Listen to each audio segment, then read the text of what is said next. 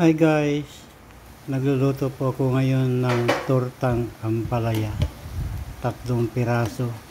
Ang mga ingredients po ay sibuyas, bawang, paminta, mantika, at kamatis.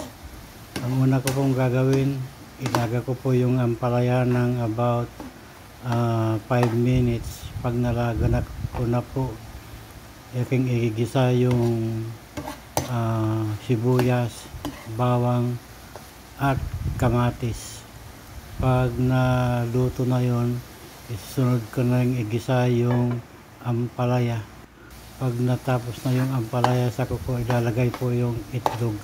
Ganun po guys ang magluto ng tortang ampalaya. Simple lang.